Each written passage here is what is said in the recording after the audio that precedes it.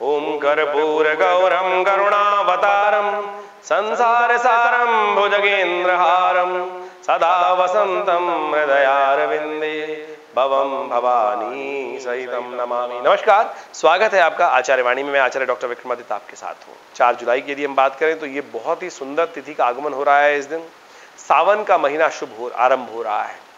मंगलवार के दिन सावन का महीना आरंभ हो रहा है और कहा जाता है कि शनि को, शिव को प्रसन्न करने का बड़ा सुंदर ये महीना रहता है। तो कहा जाता है कि इस दिन जो अनुष्ठान, पूजा पाठ का अनुष्ठान मंगलवार के दिन आरंभ होता है वो सदा सफलता का योग बनाता है। तो इस दिन सुंदर तरीके से हमने विवेकानंद योगाश्रम में इस शुभ तिथि का लाभ लेते हुए हमने एक बड़ा सुंदर कार्यक्रम रखा है इस पूरे संपूर्ण सावन पर। और सौभाग्य से इस बार सावन भी 2 पड़ रहे हैं। एक तो विशेष तौर पे मलमास का, पुरुषोत्तम मास का सावन, और साथ साथ साधारण सावन भी।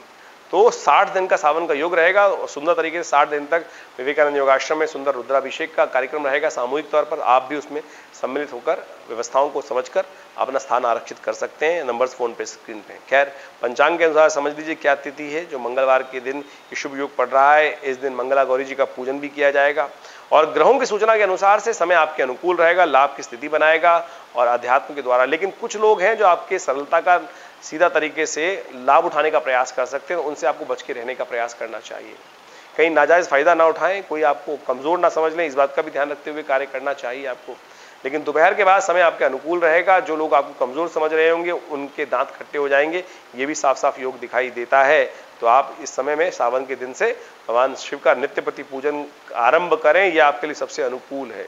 5 जुलाई की यदि हम बात करें तो उस दिन बुधवार का अवसर, द्वितीया तिथि और ग्रह गणना आपके अनुकूल बनी हुई है। आपकी योग्यता के अनुसार से आपको लाभ उठाने का अवसर मिलेगा और कोई आपका जो लाभ की स्थिति, कई बार हम काम करते हैं, हमारे मन में ये विचार होता है कोई और हमारा लाभ ना ले जाए, तो चिंता ना करें। कोई आपका कार्य क्षेत्र से लाभ उठा के नहीं ले जाने वाला। आपका फल आपको ही प्राप्त होने के योग हैं। तो आप आश्वस्त होकर काम करने का प्रयास करें, आपके लिए ग्रह अनुकूल है। बुधवार का अवसर है, ऐसे में कोशिश करें श्री गणेश की वंदना करें, गणेश का पूजन करें, आपके लिए शुभ होगा।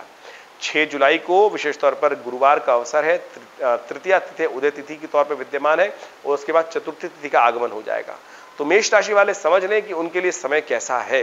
देखिए, इस दिन कुंभ राशि में विशेष तौर पर चंद्रमा का प्रवेश हो रहा है दोपहर को 1:41 पर। यह आपके लिए बहुत शुभ योग बना रहा है, लाभ की स्थिति प्रशस्त कर रहा है।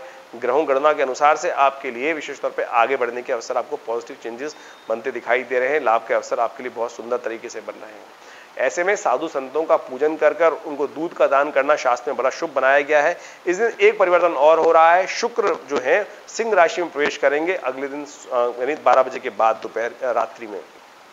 तो ये आपके लिए विशेष तौर पर ध्यान रखिएगा, कहीं मानसिक प्रवृत्ति थोड़ी बदल ना जाए।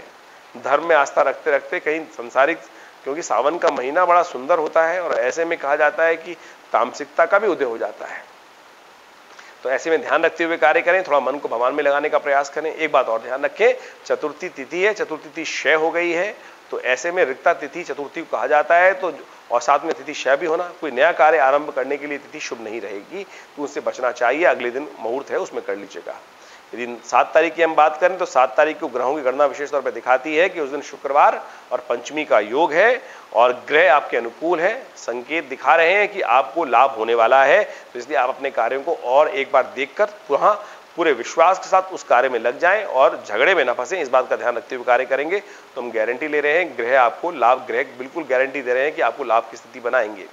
लेकिन एक बात का और, इस बात का सुंदर संकेत मिल रहा है इस तिथि में, शुक्रवार और पंचमी तिथि, सावन की पंचमी, कृष्ण पक्ष की पंचमी, काल सर्प को दूर, काल सर्प योग जो कुंडली में कई बार होता है और बहुत रेयर होता है। लेकिन क्या विडंबना, विचित्र विडंबना हो गई कि हर दूसरा आदमी आज की तारीख में कहता है कि मेरी कुंडली में काल सर्प योग किसी व्यक्ति ने बता दिया है। ऐसा नहीं है भैया। तो आप उसके लिए हमने आश्रम में सुंदर व्यवस्था बनाई है कि आप अपनी कुंडली को हमारे आश्रम, हमारे नंबर्स पर भेज सकते हैं और यहाँ से बताया जाएगा कि आपकी कुंडली में काल सर्प योग है कि नहीं है। पंचमी तिथि जो है विशेष तौर पर कहा जाता है कि काल सर्प योग का पूरे वर्ष भर नेगेटिव प्रभाव को दूर करने के लिए इस दिन काल सर्प योग को शांति यंत्र को स्थापित करने के लिए, सिद्ध करने के लिए तिथि मानी जाती है।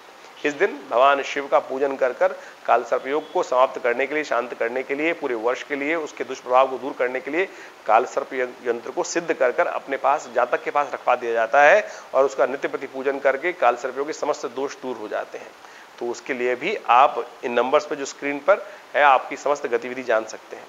8 जुलाई को ग्रहों की गणना दिखाती है कि शनिवार का अवसर षष्ठी तिथि, और इस दिन ग्रहों का परिवर्तन, मीन राशि में चंद्रमा का परिवर्तन हो रहा है, कर्क राशि में बुध का परिवर्तन हो रहा है।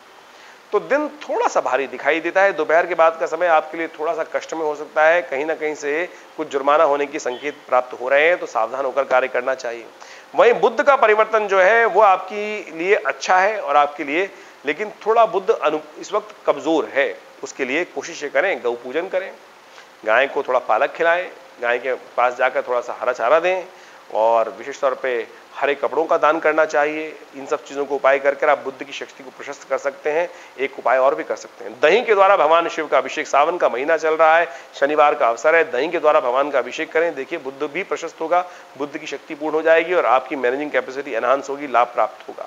वहीं 9 जुलाई की यदि हम बात करें तो उस दिन रविवार का अवसर है, सप्तमी तिथि उदय है, उसके बाद अष्टमी का आगमन हो जाएगा, इसलिए इस दिन कालाष्टमी का योग पड़ रहा है।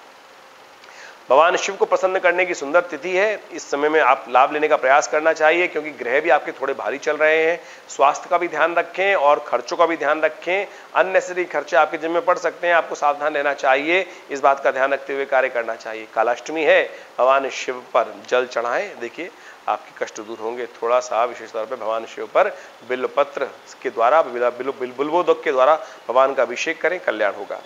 10 जुलाई को ग्रहों की गणना दिखाती है कि सोमवार का अवसर, ये सोमवार बहुत बेहद खास है। सावन का पहला सोमवार का योग पड़ रहा है अष्टमी के दिवस पर, तो ऐसे में कोशिश ये करें, भगवान का विशेष तौर पर ध्यान रखते हुए, पूजन करते हुए आप कार्य करें। सावन का पहला सोमवार है, हमने विवेकानंद योगाश्रम में बड़ा भव्य आयोजन किया है।